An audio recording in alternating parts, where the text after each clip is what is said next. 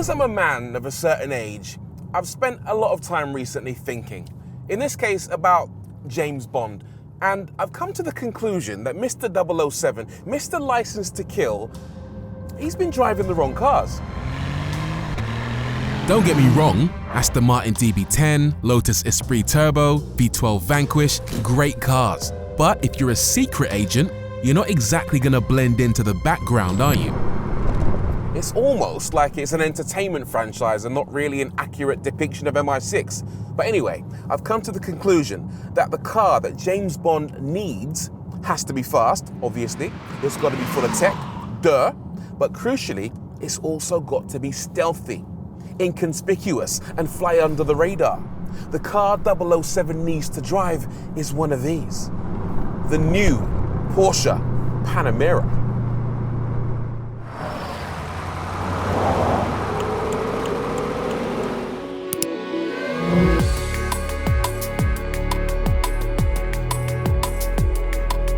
This is the new third generation of Porsche's four-door sports saloon. At least Porsche calls it a new generation. About 70% of the parts are changed from the previous generation. Does that make it a facelift or a new car?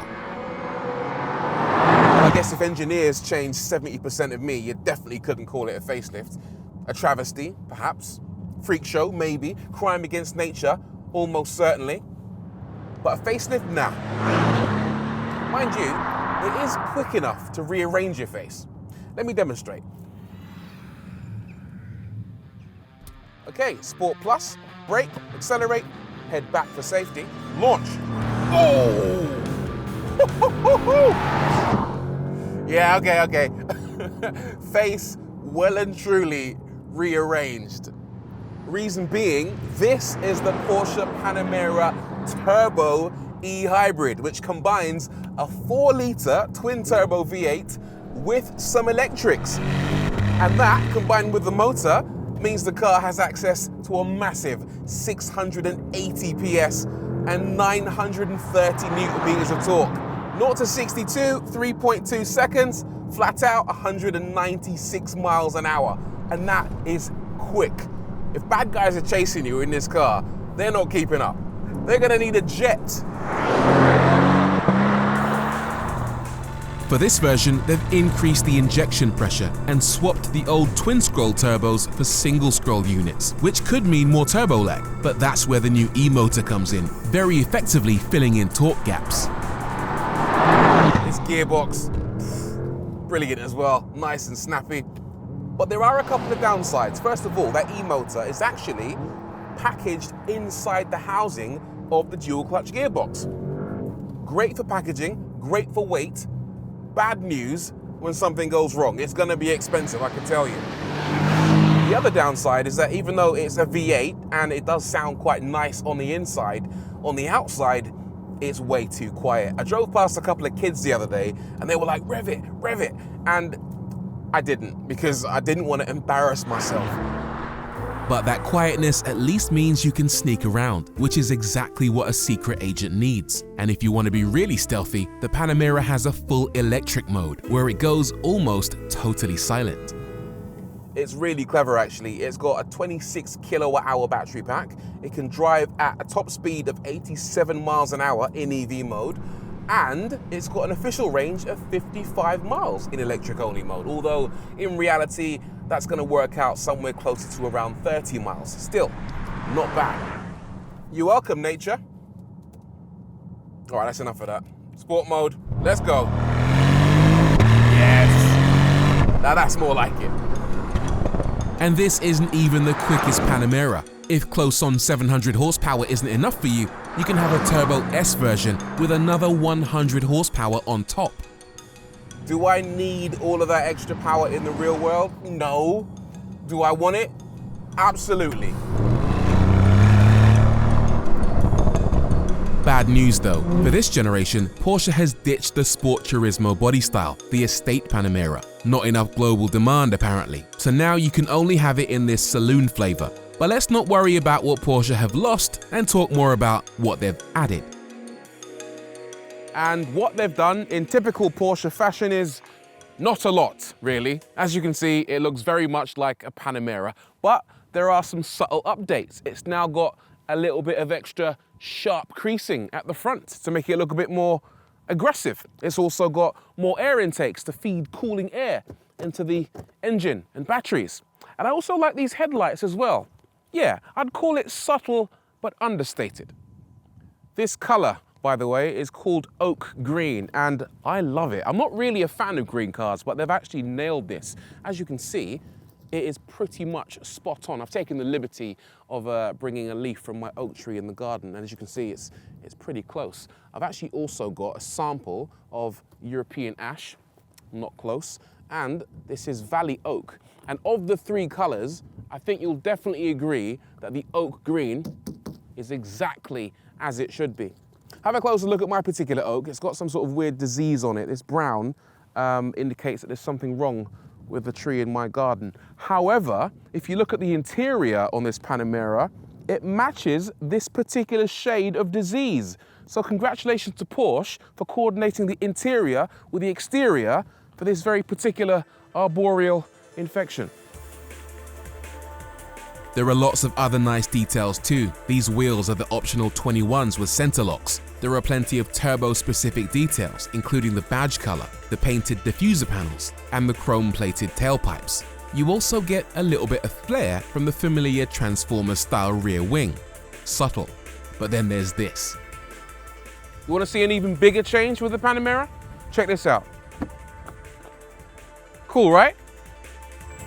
The new Panamera's biggest party trick is a suspension upgrade called Active Ride. This does away with anti-roll bars. Instead, each wheel gets an active hydraulic damper powered by the car's 400-volt architecture. These soften or stiffen independently, allowing the Panamera to raise or lower whichever corner it chooses, or to hoist the whole car up by a couple of inches, making it just a little bit easier to get in and out of. Let's do that again. Nice. Basically, it rises up to make the car easier to get in and out of, which is perfect for James Bond because, according to the books, the geezer was born in 1917. That will make him 107 years old. He's not going to be hopping in and out of an Aston Martin, is he? Perfect. Before I show you the inside, I just want to hammer home the point about this detail on the leaf here. I mean, this disease, look at it, it perfectly matches the brown on the steering wheel. The Porsche guys are an absolute joke when it comes to attention to detail. Fantastic. Anyway, interior design, got a screen here and a screen here. That one's flat, that one's curved, high definition, high resolution. It looks fantastic, really responsive, and it's got a bunch of native apps as well, including a video player, so you can watch Netflix and other things if you want to, although why would you bother? Just use your phone, I think. It's also got a weather app and a news app. The news app is intriguing because you can actually program in specific news feeds, including from the BBC. Look, you've got Autocar there. Maybe you should get an Autotrader app in there as well. Or your favorite sports team, in this case I've got Liverpool, so you can actually play some news from your favorite sports teams or whatever on the move. I'll tell you what else I like, these controls for the heating down here. This is actually one big button. It doesn't move when you press it, but if you press a specific icon, it does go down. Gives you some haptic feedback. However, it's quite reflective because it's glossy black. What it means is that as you're driving along and the sun hits it, you can't really see what's going on as you're driving. Shut that up. This is quite cool. If I open up this compartment down here, this is a wireless mobile phone charger, and it's cooled. It's constantly flooding that compartment with cool air, so your phone can wirelessly charge without overheating.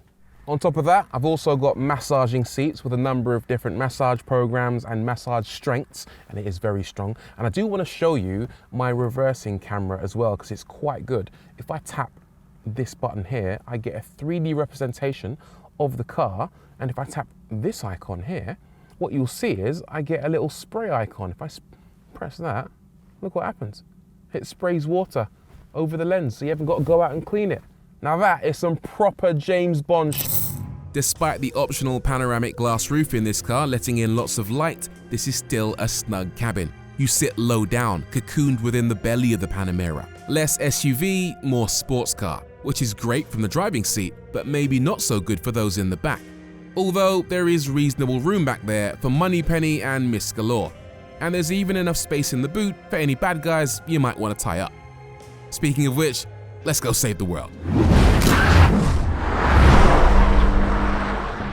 So this active ride system that I mentioned earlier, very clever stuff. It's only available on the hybrid Panamera because it needs the 400-volt architecture in order to operate, but it's very, very cool. What it does is it constantly monitors what the car is doing in relation to the road. So it keeps the car level regardless of what you're doing. For example, you can slam on the brakes like now, and it stays nice and flat. Most cars will pitch directly onto the nose and be all out of shape. Likewise, I could floor it, and instead of doing a wheelie, the thing stays completely flat. And then when you're in a corner, again, it's exactly the same.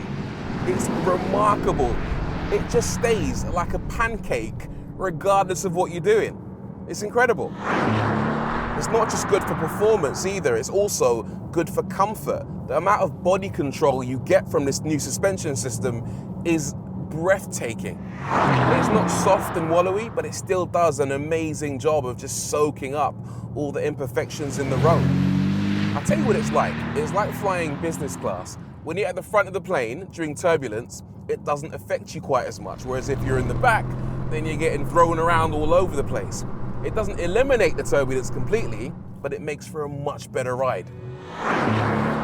And that's not even the most mind-bending bit. In a fast corner where the outside suspension would normally compress under lateral weight transfer, active ride can not only level up that side of the car, but actually raise it so the Panamera tilts into the corner like a motorbike rider.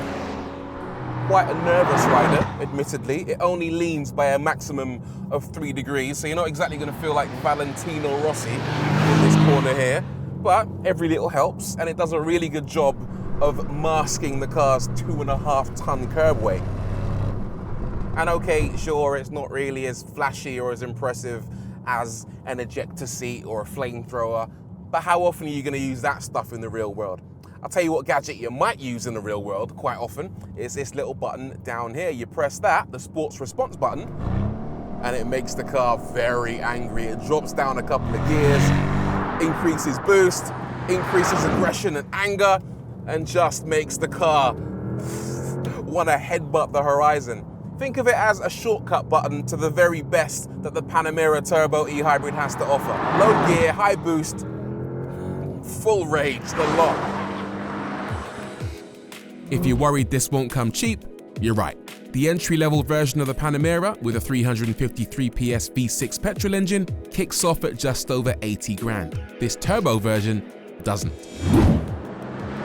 Prices start at £144,000 before options, and yes, there are a lot of options. Guess how much this particular car cost? £188,000. Now that is McLaren Artura money. Let's face it. Mind you, I suppose if you're a spy, you're not going to bat an eyelid at that price, are you? You'll just put it on the company credit card or steal one. The Panamera then is an excellent choice for any international spy with a generous expenses policy. But what about for the rest of us? Well, the 26th President of the United States, Theodore Roosevelt, had a motto: speak softly and carry a big stick. He could have been talking about the Panamera. I mean, he wasn't, he died about 100 years ago, but he could have been. This is a car that doesn't shout about its firepower, but don't be fooled, it's packing plenty. And that's exactly the sort of car any discerning buyer that fancies themselves as a wannabe secret agent really needs. It's not a bad shout for the rest of us either. If you're the kind of person that wants the best without having to shout about it, this is a great option. The Panamera has always been brilliant, but this new version is even better. Get one. You've only lived twice.